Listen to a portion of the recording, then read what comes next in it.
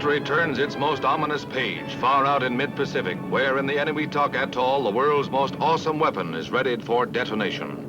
The pictures you are about to see have been released by the Department of Defense under presidential order. Here on Newsreel Island, the cab or housing for the first hydrogen bomb takes shape after months of preparation. In this building, the cataclysmic force of the H-bomb will be released.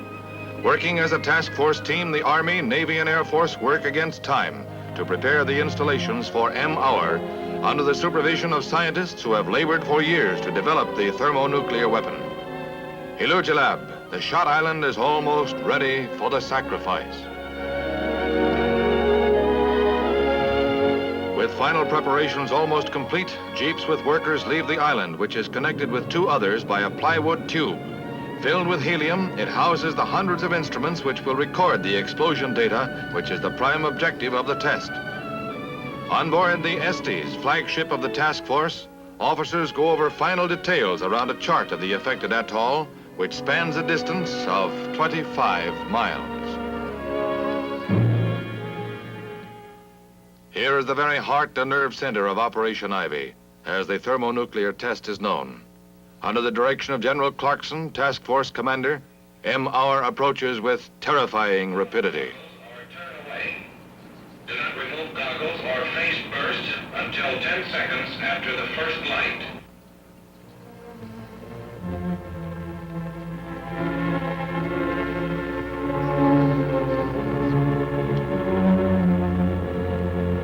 Minus 15 seconds.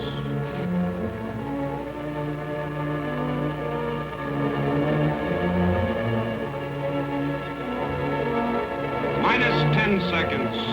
9er, 8, 7, 6, 5er, 4, 3, 2, 1, T0. The ball of fire is 3 miles across as it shatters both land and sea. The shockwave races 35 miles and reaches the control ship with force enough to jar the solidly mounted camera.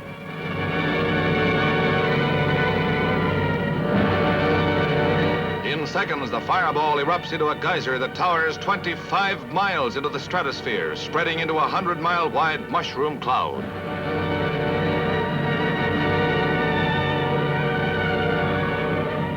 Rising with the cloud are millions of cubic feet of radioactive ash, a virulent byproduct of the fusion bomb that will shower down over the area in approximately 1 hour.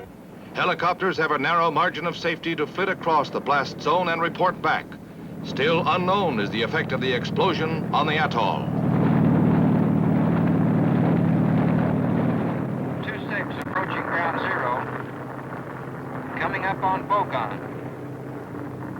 The detection station on Bogon appears to be in good shape.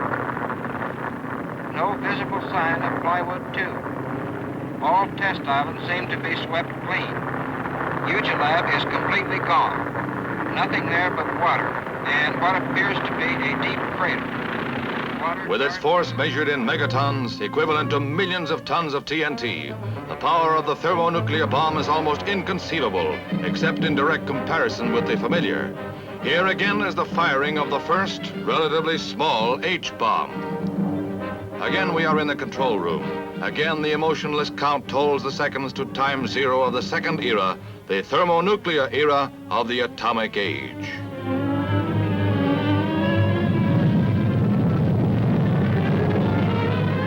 Again, the fireball. Now, for dramatic effect, we superimpose it on the skyline of New York. The heart of the metropolis would be instantaneously transformed into an inferno, while shock and heat waves devastated the rest of the city.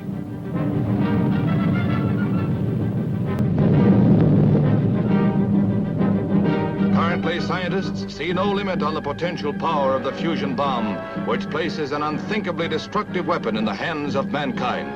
Atomic attack in today's world could not be warded off, and such an attack would spell cataclysm. As never before, man holds the seeds of his own doom. Humanity stands at a grim crossroad in the age of the atom.